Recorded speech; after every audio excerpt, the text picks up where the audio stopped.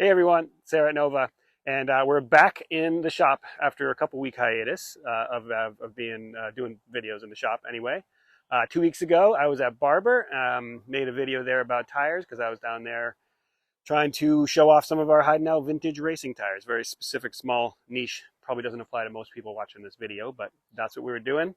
Had a great time at Barber. I've been there 20 years ago, and that was before the Vintage Fest started.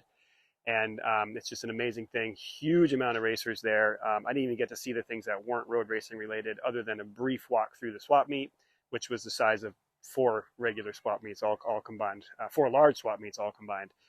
So it's just really amazing. There's a whole trial section I didn't see, a whole motocross section I didn't see, a whole flat track section I didn't see, and a whole expo section that I barely got to walk through because it was just so busy just walking around the pits and watching racing and talking to racers and talking about tires and all the other things. So many cool bikes there. Such a cool scene. If you can get there, go. Actually maybe you're watching, and met a guy who recognized me from YouTube. Minor celebrity moment. And we chatted about racing, of course. So really fun to be there, and it's just such a cool scene. And then last week we all went on vacation for a weekend. We took the Nova crew went out to Cape Cod, camped, had a fire on the beach, ate food, made food, went out to dinner, walked around, had a great time. So now we're back at it, and this week we have a new bike to the Nova scene. This is cameraman Todd's newest purchase. I already traded it, actually. And it's a 2003 Aprilia. 2004. 2004, see, corrected in real time. Don't need to wait for the comments. 2004 Aprilia RSV factory. And Todd traded his Multistrada for this, Ducati Multistrada. And I have very mixed feelings when Todd showed up with this. Personally, first, I was very excited to see this bike. It's freaking cool. My favorite machines in the world are built in nations that are surrounded by water. That's Italy, Japan, and England. Those are my favorite locales for motorcycles to emerge from. It's an amazing machine. I think Aprilia is a really cool company. And the other side of me is like, what the hell are you going to do with this, Todd? This is a race bike on the street. I have a philosophy about it. It's really fun to go fast, but it's way more fun to go fast on a slow bike than it is to go slow on a fast bike. And of course, many are out there to say, well, the answer is you go fast on a fast bike, dumbass. So anyway. We'll be seeing the track. Yes, Todd is a track day fanatic, and he will be taking this to the track where it can really get put through its paces and not worrying about traffic, cars, cops, and whatnot. Small furry animals, that kind of stuff. But anyway, this bike, it is a Rotax engine, 1000cc, 60-degree V-twin. 6-speed gearbox, liquid cooled, double overhead cams. Pretty normal for its time period as far as those kind of specs. Liquid cooling, obviously. Only Buell was stuck in air cooling at that point for their sport bikes, and Guzzi and Buell.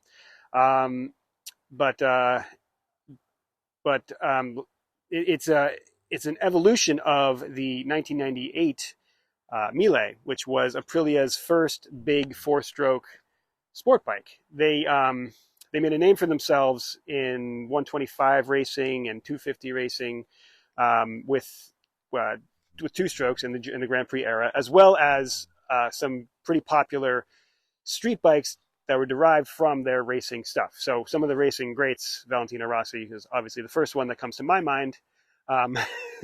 He was the star when I started watching.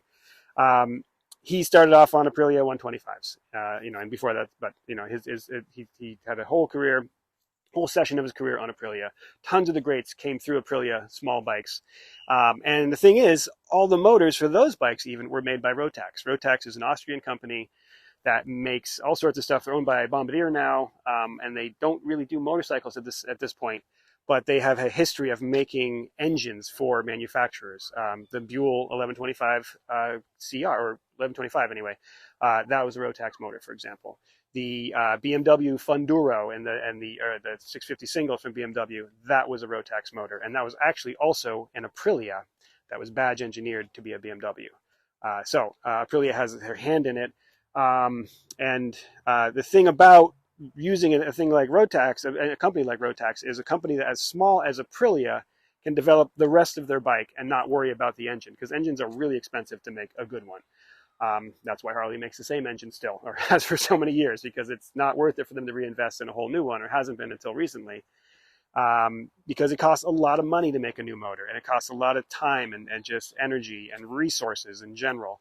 And they can just go to a company like Rotax and say, hey, here's what we're trying to do, build us something, and then just slot it in, and it's good. Rotax knows what they're doing. So nowadays, the new Aprilias, they are making their own engines because they've grown, they've gotten to a point, and it's a point of pride. So their V4 motor is made by Aprilia, and they even sold some of those to Norton to put in some of their bikes. But this is a Rotax engine, and let's see, 98 when it came out, it was up against the Ducati 998 at that point, I think. Maybe it was 996 still. I'm not that up on my Ducati history. And in my mind, when I saw them side by side at that point in time, I thought the Ducati was a far better looking bike. The 916, 996, 998, iconic, good looking machines in my mind, and a lot of people's minds. I know not everybody agrees, but most people do. That's why they get in all the books. and the Miele came out, and I was like, oh, cool, another Italian sport bike. But to me, a 60-degree V twin isn't as sexy as a 90. You can't see it anyway, so it doesn't really matter because it's hidden behind all this bodywork. But the first Miele had one big, just honking exhaust pipe on this side. It was a little more bulbous. It just didn't have the lines to it, and I was like, yeah, it's cool. Sounds great, and they, obviously they're amazing bikes, but it wasn't that cool. It was what? Weird headlights. Yeah, it had weird headlights. Right. It didn't quite all fit. So fast forward 5-6 years. 2004, I think 2003 might have been when they did the change, but they did the first evolution of changing the lineup, and they made this special edition. The factory is a special edition RSV, so it went from the Miele to the RSV, and the factory RSV factory is a special edition of that RSV. If you look closely at it, you see it is just packed with goodies, carbon fiber stuff here and there. These aero pipes, I believe, are aftermarket, but the 2-into-2. I'm 90% sure was what the factory came with, and it's just far better looking. It's balanced. You can get this mean grumble out of each pipe. It just sounds better, it looks better, it feels better, and you don't have something that's big and bulbous just hanging off the side. The whole bike is a lot more slender than the Miele was, just as far as the general lines. It's just sculpted better. And it just looks good. And the black, oh, that's nice, black and red. My racing leathers are black and red. So I'm a little partial to that, but it's just a good color scheme that really pops. You'll see Brembo radial mounted calipers. This was top of the line tech in 2004, much stiffer than the bolting onto the usual way they used to do it that way. So radial mounted, much stiffer, much better. Upside down Öhlins, top of the line stuff. Super leaky ones. That's actually why it's in the shop today. After we do this video, we're going to tear it apart and do the fork seals on it. Yeah, Oz wheels. Yeah, it's just packed with goodies. The lightweight racing wheels. This is a bike that was the special edition of it all. So there's no doubt in my mind that Todd made a very good trade for his Multistrada for this bike, and it's just super cool. Little details on it. It's got the Noriyuki Haga sticker here. Colin Edwards there. Noriyuki Haga was racing this bike in World Superbike at this time.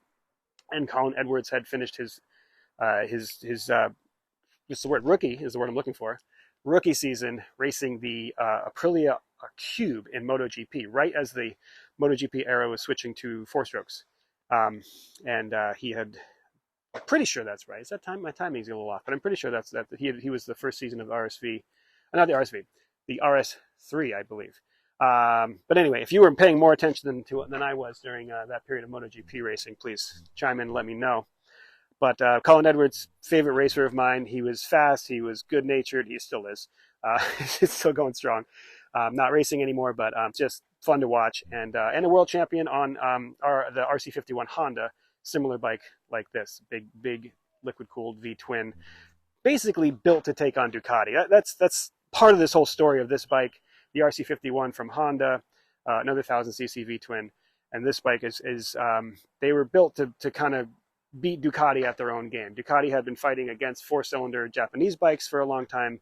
in the World Superbike classes, and yeah, Honda decided to bring it to them with the RC51 and did great. Colin Edwards at the helm of it, and then Aprilia with this thing too. They wanted to beat that to beat them at that game, or at least battle them out. Just some thoughts on this general kind of bike. A big bore V twin there's just nothing like it in my mind. I love a 4-cylinder bike, but they don't have this feel. I mean, it's fundamentally about torque. Torque is great, but the torque on a Harley is fun, but you run out of steam very quickly on that kind of an engine. These things will rev high enough.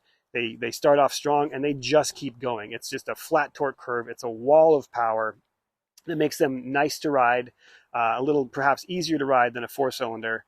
But it's not about ease. It's just about pleasantness, and it's just really satisfying. It's really satisfying, a big twin. So I think that's why that's why Ducatis, which have been so popular, they've used the same engine since 1971, essentially the same design.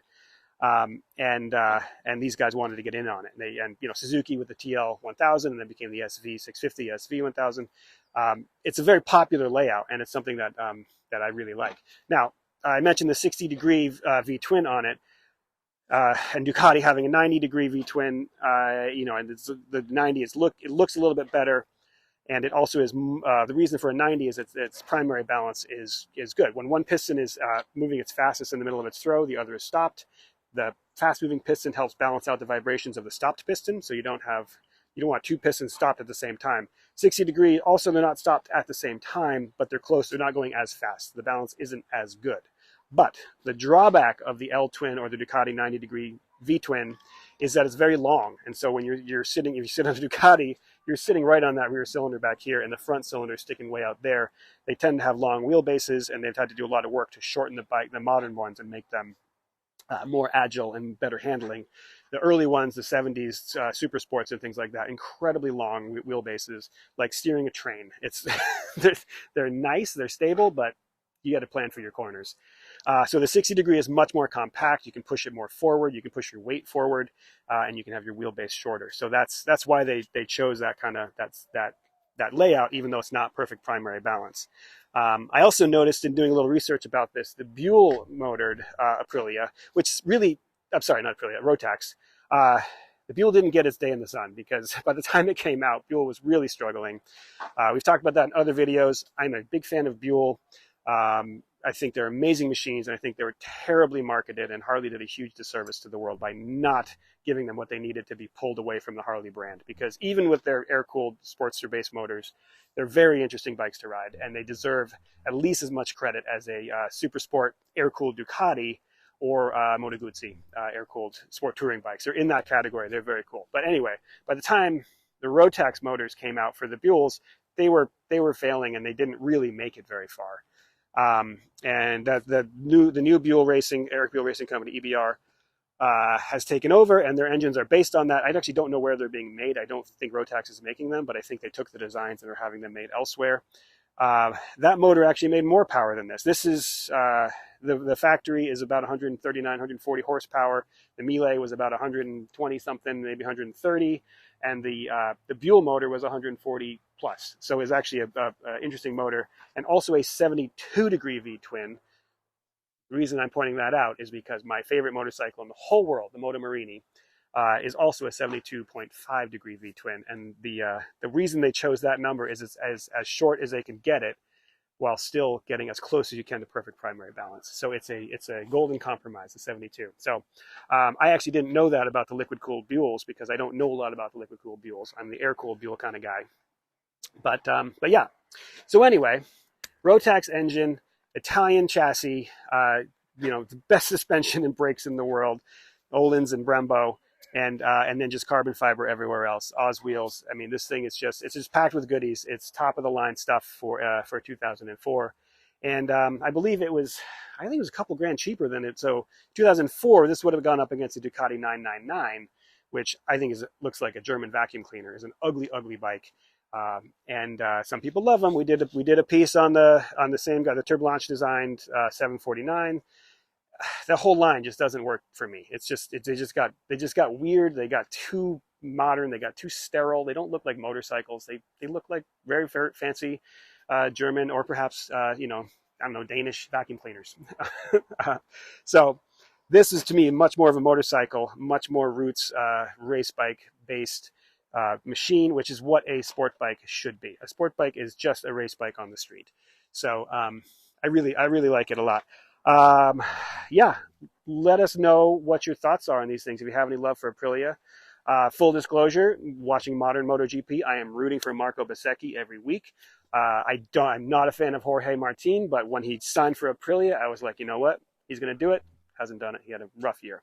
But I was a big fan of Espargaro, Aleix, whiniest man in the paddock, one of the most interesting riders, and he really developed the modern Aprilia race bike into something amazing that now Bezzecchi is really showing some awesome form on. And I love Ducatis, but I'm not a Ducati fan. I just feel like being a Ducati fan in racing is like being a Yankees fan in baseball. You know, so what? You pick the biggest guy. You got Marc Marquez on a Ducati. Yeah, sure, they're going to win. Who cares? I'm rooting for Aprilia and Bezzecchi, coming from the back, surprising everybody, doing something amazing. And I'm a fan of the underdog. I'm a fan of something different, innovative, unique. And, you know, even in 2004, that's what this Aprilia was and doing. And it's a right combination of innovative design as well as the best off-the-shelf parts to not reinvent the wheel of something that's already happening. So I think it's pretty cool. Thanks for watching. Please do like and subscribe if you haven't, and let us know what you think about this era of sport bikes, large V twin sport bikes. Man, I love them, and you know, let us know. Always love to hear it, and we'll see you next time.